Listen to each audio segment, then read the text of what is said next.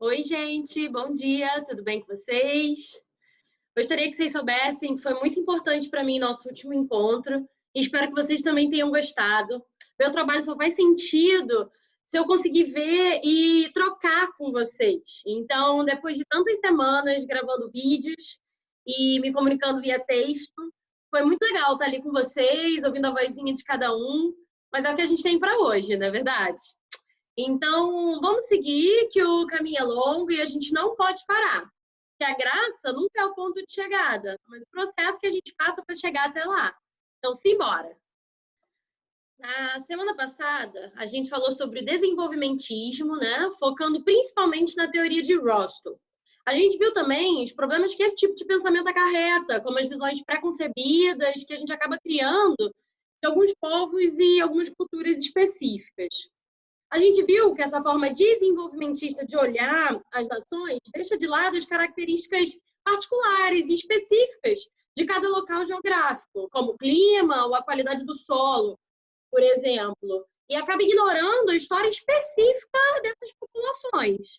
É como se botasse tudo no mesmo saco e dissesse que é tudo a mesma coisa. E não é, né? A gente sabe que não é assim. E aí eu queria pegar um gancho lá na teoria de Durkheim.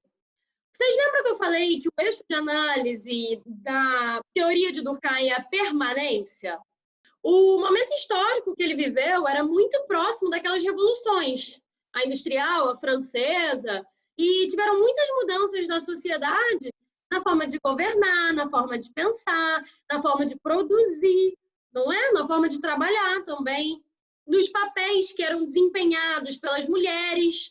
Antes a gente não trabalhava. E com a Revolução Industrial, as mulheres começaram a sair de casa, daquele espaço privado, e foram para as fábricas trabalhar. Então, a partir de então, a mulher também passa a desempenhar um papel social diferente.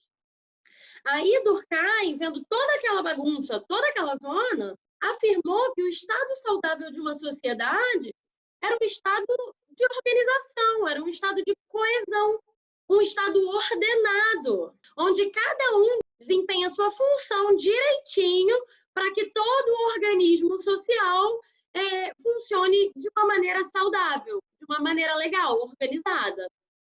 E hoje, a partir da inspiração de um grande pensador, eu digo para vocês que eu não vim aqui para me explicar, eu vim aqui para confundir. E eu vou apresentar para vocês hoje uma outra maneira, uma nova perspectiva de olhar a sociedade, de entender o mundo e como ele funciona. Uma visão que entende a mudança e a ruptura como constituintes da sociedade. Durkheim não era o único pensador que acreditava que a ordem e a permanência era o estado saudável da sociedade. Essa ideia de que o universo é estável foi muito defendida pela Igreja Católica, por exemplo. Ela tinha o papel de informar e, de certa maneira, de governar também. Então, ela defendia que a natureza e o universo era imutável. Todas aquelas pequenas mudanças que aconteciam na sociedade, elas não abalariam aqueles alicerces, aqueles pilares fundamentais da sociedade, do seu funcionamento. Seriam mudanças superficiais. A Revolução Francesa foi o acontecimento da modernidade que mais marcou essa ideia de ruptura e de impermanência. O fato da burguesia ter acumulado tanta força e poder para fazer uma revolução e que mudasse a forma de produzir foi extremamente importante. A nova sociedade que se estabelecia exigia mudanças profundas na forma com que a gente se organizava. Foi necessário uma mudança social, uma mudança política, né? E uma mudança econômica também. Isso significava grandes transformações na totalidade da sociedade europeia. E aí fica mais nítida a ideia de que é a sociedade, com suas instituições e valores, que define o momento histórico que se vive, né? E que a gente passa a entender que tudo pode ser mudado. Se a gente ficar todo mundo quietinho, todo mundo tranquilão lá, aceitando o seu papel social, o momento histórico vai ser um momento de estabilidade. A gente vai ter um momento de estabilidade. Mas se a gente resolver quebrar tudo, ficar super insatisfeito e instaurar uma mudança, a gente vai ter um momento de ruptura, um momento histórico de ruptura. Então, a partir desse momento, com a Revolução Industrial, os filósofos começam a perceber que nós somos agentes de transformação, que as pessoas e as instituições, elas podem sim mudar a organização social. Ou seja, estudando esses detalhes e as consequências da Revolução Francesa, começa a ficar mais claro que existe um papel da motivação e da vontade humana, né, no desenrolar da história. Essas contradições passam a não ser mais simplesmente vistas como momentos anômicos da sociedade, como era para Durkheim, por exemplo. Elas passam a fazer parte da história da sociedade. Então, a gente começa a deixar de lado essa ideia de que a mudança, a transição e a ruptura, elas são momentos anômicos, são momentos de doença da sociedade. E a gente começa a pensar, a acreditar que a ruptura e a mudança passam a fazer parte da sociedade, fazem parte da história. E a gente, os atores sociais e as instituições sociais, são capazes de alterar essa ordem social. Kant e Hegel foram dois filósofos que se dedicaram a desenvolver esse pensamento, ao propor que a realidade seria uma totalidade constituída de condições naturais e históricas, nas quais atuam os homens como agentes. Eles abrem a porta para a gente pensar a realidade como dialética, ou seja, aberta às contradições e às mudanças. Eles refutavam o princípio da permanência, dessa natureza imutável do mundo. Para eles, não era assim que o mundo funcionava. A natureza, assim como o ser humano, obedecia ao princípio da transformação, não da permanência. Porém, devo alertar que eles não foram os criadores dessa palavrinha, dialética, dessa concepção dialética, né, da história e do mundo. Esse termo já vinha sendo utilizado desde os filósofos pré-socráticos, lá em, sei lá, 500 a.C., 600 a.C. Mas o que é a dialética, afinal das contas?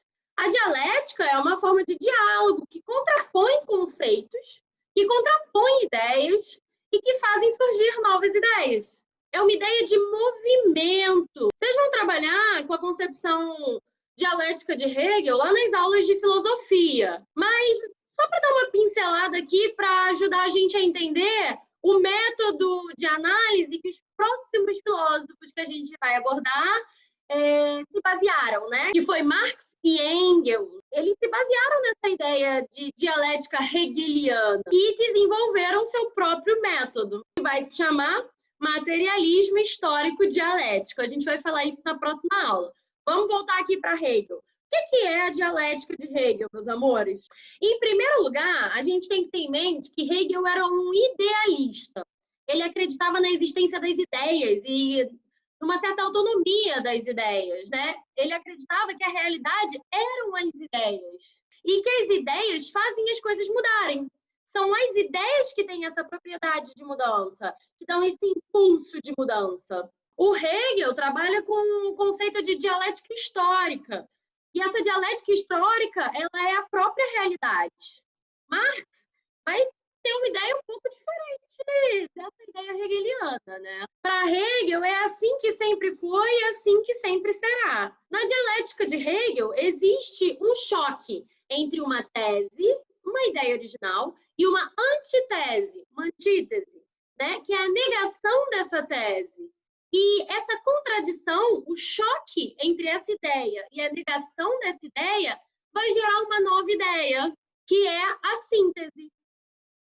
E aí, para a gente entender melhor, vamos lá. Na dialética hegeliana, a gente tem uma tese, uma antítese e uma síntese, que nasce do confronto entre a tese e a antítese, né? Qual é o exemplo que a gente pode dar aqui da nossa realidade para ajudar a gente a entender? A escravidão, por exemplo. inicialmente, o sistema escravista era aceito. Então, a gente tinha uma tese: pessoas podiam ser escravizadas. Depois, a gente tem uma negação dessa ideia, uma antítese. Não, pessoas têm direito à sua liberdade, elas não podem ser escravizadas. É contraditório, não é? Uma tese dizendo que pessoas podem ser escravizadas e uma antítese dizendo que pessoas não podem ser escravizadas. Elas entram em choque, entram em contradição. E qual é a síntese que a gente tem? A gente tem o movimento abolicionista, por exemplo, e a gente acaba com esse sistema escravista. Nasce o sistema capitalista, por exemplo, o sistema de pagamento de salários para os trabalhadores. Essa seria a síntese, o resultado da contradição dessas ideias. A síntese seria a suspensão dessa ideia original de que pessoas podem ser escravizadas, né? Então, a gente tem como resultado da contradição dessas duas ideias um novo sistema de produção, né? Um trabalho assalariado, por exemplo. O que o Hegel quer dizer com isso, gente? Que toda realidade se apresenta, depois ela se nega a si própria. Isso que a gente chama de contradição. Toda a realidade se apresenta, ela se nega a si própria e, num terceiro momento, ela supera essa contradição. Não é possível a gente viver num sistema onde a gente tem duas ideias contrárias. Essas duas ideias contrárias, elas vão entrar em choque e vão fazer nascer uma outra perspectiva. E aí, é a partir dessa ideia de choque, de tese, antítese, e o resultado como síntese, que Karl Marx, por exemplo, vai desenvolver o seu método, que se chama materialismo histórico dialético. E, para finalizar, eu queria que vocês pensassem um pouquinho justamente no nome desse método de análise de Marx, materialismo histórico dialético. Por que, enquanto Hegel trabalha com uma dialética histórica, o Marx vai propor um materialismo histórico dialético? Pensa um pouquinho sobre isso, por que o Marx adicionou essas outras palavrinhas, ele simplesmente não utilizou o método de Hegel para analisar a sociedade, né? E aí a gente vai falar sobre isso melhor na próxima aula. Vocês conseguem perceber aí que é uma concepção completamente diferente da que Durkheim utilizava, por exemplo? Pois é. Existem várias maneiras e vários métodos da gente fazer a sociologia, da gente analisar a sociedade. Então, a partir de hoje, eu vou mostrar uma outra forma de analisar a sociedade diferente do que Durkheim fazia. Tá bom, meus amores? Dá uma olhadinha lá na apostila de vocês, continuem lendo, tá? E a gente vai se ver em breve. Um beijo. Obrigada.